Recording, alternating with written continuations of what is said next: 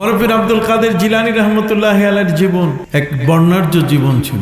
তিনি 571-এ জন্মগ্রহণ করে 661-তে দুনিয়া থেকে তিনি বিদায় নিয়েছিলেন। হযরতে বরফির আব্দুল কাদের জিলানী রহমতুল্লাহ আলাইহি তিনি ছিলেন ইরানের মানুষ। ছোট বয়সে লেখাপড়া করার জন্য তিনি ইরাকে গিয়েছিলেন। কি সততার বিশাল স্বাক্ষর তার জীবনে, যে মা 40টি মোহর তার জামার ভিতরে সেলাই করে দিয়েছিলেন। ডাকাতের হাতে তার কাফেলা ধরা পড়েছে, ডাকাতের অত্যাচার শুরু হয়েছে, সেখানে তিনি মিথ্যা বলেন নাই। এই মানুষটি যে একদিন সারা পৃথিবীর সমস্ত অলিদের সম্রাট হবেন, এই মহান ব্যক্তি, এই শিশুটি যে একদিন সারা পৃথিবীর অলিকুল সম্রাট হবেন, এটা কে জানে? এটার পেছনে একমাত্র কারণ হচ্ছে বাপ এবং কি মা। জোরে বলেন, কে? বাপ এবং বাবা আর মা দুজন যদি ভালো না হয়, মা আর বাবা যদি বংশীয় না হয়, মা আর বাবা যদি জাতের মা বাপ না হয়, তাহলে সন্তানকে কোনোদিন ভালো করা যাবে না। বাবা ছিলেন একজন দরবেশ মানুষ। আমরা আল্লাহর ওলিদেরকে তুচ্ছ তাচ্ছিল্য করি। আরে ওলিদেরকে তুচ্ছ তাচ্ছিল্য করেন কেন ভাই? নবী রসুল বলেন, ওলিয়া উলিয়া বলেন, নবীদের পরে আল্লাহ তাআলা ওলিদের মর্যাদা দিয়েছেন। আর যত নবী পৃথিবীর মধ্যে সন্তান কামনা করেছেন আল্লাহর কাছে, প্রত্যেক নবী আল্লাহর কাছে চেয়েছেন যুররিয়াতান তাইয়্যিবা, সন্তান দেন কিন্তু পবিত্র, যেন চোর ডাকাত গুন্ডা পান্ডা যেন না। যুররিয়াতান তাইয়্যিবা। আল্লাহর ওলিদের সাধনাও ঠিক এরকম। মুসা জঙ্গি, আবু সালেহ মুসা জঙ্গি, তিনি ছিলেন একজন দরবেশ মানুষ। আপনারা সবাই জানেন, নদীর পাশে বসে তিনি ধ্যানে মগ্ন হয়েছিলেন। প্রচন্ড ক্ষুধা, খাবার কাছে নাই। এই মুহূর্তে দেখেন তিনি নদীতে একটা সেব ফল, একটা আপেল ফল ভেসে যাচ্ছে। তিনি সেই আপেল ফলটাকে তুলে খেয়ে ফেললেন। ক্ষুধা নিবারিত হলো, ক্ষুধা শেষ হয়ে গেল। মনের মধ্যে চিন্তা আসলো, হায়, এই আপেল কোন মালিকের, কার বাগান থেকে এটা ভেসে আসতেছে? আমি তো মালিকের অনুমতি নেই। এই যে থিঙ্কিং, অনুভূতি, আরেকজনের মাল আমি খাচ্ছি, আরেকজনের সম্পদ আমার কাছে আসতেছে। দেখেন না ভূমিদস্যুরা ওই যে প্লট বিক্রি করে, জমি বিক্রি করে, কতক্ষণ না বাড়ি বানায়, ওরা আরেকজনের জমিনে মাটি ফেলাইয়া মালিকের অনুমতি নেয় না, কিছু করে না, জোর জবরদস্তি প্লট বানাইয়া বিক্রি করে। সেই মালিক যখন আসে তখন চোখের পানি ফেলে। নিজের জমি যদি 20 কাঠা হয়, তোর তাকে দেয় মাত্র নামে মাত্র কয়েক কাঠা, নাহলে কয়েকটা টাকা দিয়ে ধাক্কাইয়া বিদায় করে। অস্ত্রবাস সাথে রাখে ওরা, অস্ত্রধারীরা ওদের সাথে সঙ্গী হয়। নাউজুবিল্লাহি মিন জালিক। এই সমস্ত হারাম উপার্জনকারী মানুষ আমাদের সমাজে আছে কিনা? হাত উঁচু করে বলেন, আছে কিনা? তাদের খাবারগুলো যে পেটে যাচ্ছে, তাদের সন্তানের পেটে যাচ্ছে, এটা কি হালাল? সম্মানিত সুধী ভাইরা আমার, আবু সালেহ মুসা জঙ্গি, বরফির আব্দুল কাদের, মহিউদ্দিন আব্দুল কাদের জিলানী রহমতুল্লাহ আলাইহির শ্রদ্ধাভাজন পিতা, তিনি দেখলেন একটা আপেল ফল পানিতে ভেসে যাচ্ছে, নদীতে ভেসে যাচ্ছে। এটা কে মালিক? এত চিন্তা করার তো প্রয়োজন ছিল না। কথা বলেন।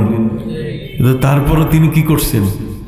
বিষয়টা মাথায় নিয়ে আসছেন, যেটা মালিকের অনুমতি ছাড়া আমি খেয়ে ফেলেছি, অতএব এটা ঠিক হয় নাই। বড্ড করে কথা সুবহানাল্লাহ। এই আলোচনার উদ্দেশ্য হচ্ছে যে আমাদের মধ্যে এই ধরনের অনুভূতি আসা উচিত। আরেকজনের সম্পদ, আরেকজনের একটা মানি ব্যাগ পড়ে আছে, আরেকজনের কিছু টাকা পয়সা পড়ে আছে, আমি সেটা নিব কেন? এটা আমি নিতে পারি না, এটা নেব না আমি। কথা বলেন, ওটা আরেকজনের। যদি আমি তুলি, এই জন্য লোক্তা, এটাকে লোক্তা বলে। লোক্তা হচ্ছে পড়ে থাকা জিনিসকে যদি কেউ হাতে নেয়, তাহলে তাকে ঘোষণা দিয়ে বেড়াতে হবে। 3 দিন পর্যন্ত ঘোষণা দিতে হবে যে এটা কার। দায়িত্ব ছোট না, অনেক বড় দায়িত্ব। নদীর পানিতে ভেসে যাওয়া আপেল ফলটা হাতে নিয়ে খেয়ে ফেলার পরে তার অনুভূতিতে নাড়া দিল, হায়, আমি তো এটা ঠিক করি নাই, আমি তো মালিকের অনুমতি নেওয়া প্রয়োজন ছিল। ইবাদত ছেড়ে দিয়ে তিনি এবার মালিকের অনুমতিতে চলে গেলেন। খুঁজতে খুঁজতে তিনি দেখলেন নদীর পাড়ে এই ধরনের একটা আপেল ফলের বাগান। তিনি মনে করলেন নিশ্চিত এই বাগানের সে ফল হবে। বাগানের মালির কাছে গিয়ে তিনি বললেন, রে মালিক, তুমি তো বাগানের দেখাশোনা করো, এই তো বাগান তোমার, আমি তোমার একটা আপেল ফল খেয়েছি তোমাকে না বলে। সুবহানাল্লাহ বল। অতএব তুমি আমাকে ক্ষমা করে দাও।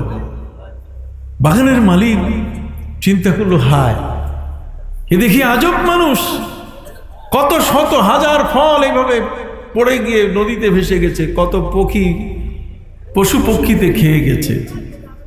এ সমস্ত ফল খাওয়ার পরে, ফল পড়ে যাওয়ার পরে, ভেসে যাওয়ার পরে কেউ কোনোদিন আমার কাছে আসে নাই, আর আজকে এই লোকটা আমার কাছে আসছে, এতে নিশ্চয়ই এই লোকটা একটা ভালো মানুষ।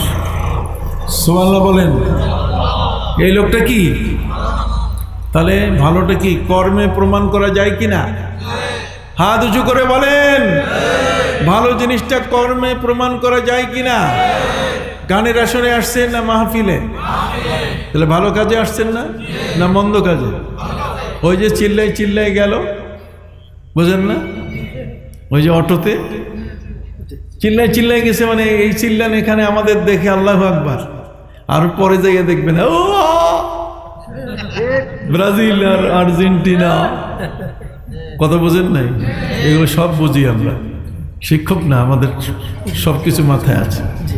সম্মানিত সুধী ভাইরা আমার, আবু সালেহ মুসা জঙ্গি তিনি যখন বাগানের মালিকের কাছে উপস্থিত হলেন, বাগানের মালিক তিনি দেখেই বুঝলেন যে একটা ভালো মানুষ, কত ফল কতভাবে পশু পক্ষীতে খেয়ে গেছে, মানুষে খেয়ে গেছে, কেউ কোনোদিন আমার কাছে মাপ চায় নাই, আর আজকে সে কি চাইল?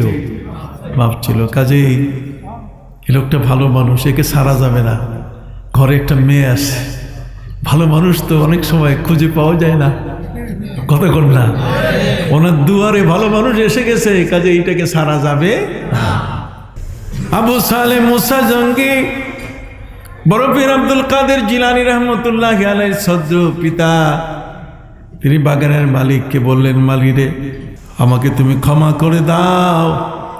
মালিক বললেন, ক্ষমা হবে না, 10 বছর গাছের গোড়ায় পানি দিতে হবে। উনি বলছেন 10 কেন, 12 বছর, 1 যুগ দিব, তাও আমল দিব না। মানুষের আমল হলো তার সঞ্চয়। ووجدوا ما عملوا حاضرا لا يغادر صغيرة ولا كبيرة إلا أحصاها ووجدوا ما عملوا حاضرا।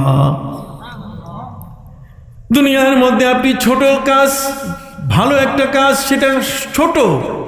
দুনিয়ার মধ্যে একটা ভালো বড় কাজ আপনি করেছেন, ছোট আর বড় যেটাই ভালো হোক না কেন, ভালো আর মন্দ যাই করি না কেন, কোরআন বলে দিয়েছে ওয়াজাদু মা আমিলু হাদিরা।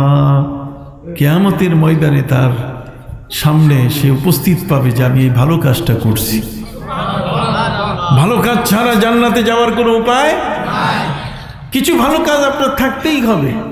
এমনি এমনি আল্লাহ জান্নাত জাহান্নাম বানায় রেখেছেন, আর আপনি নিজের ইচ্ছা মতো চলবেন, মন মতো আপনি চলবেন, আপনার মন মতো চলাফেরা, এরপরে আল্লাহ জান্নাত আপনাকে দিয়ে দিবে, এতটা না। তবে মনে রাখবেন, আপনার পাওয়াটা হইতে হবে আল্লাহকে। কাকে? আল্লাহকে। আপনি জান্নাত পাওয়ার জন্যই যদি শুধু খালি ইবাদত করেন, তা কিন্তু না।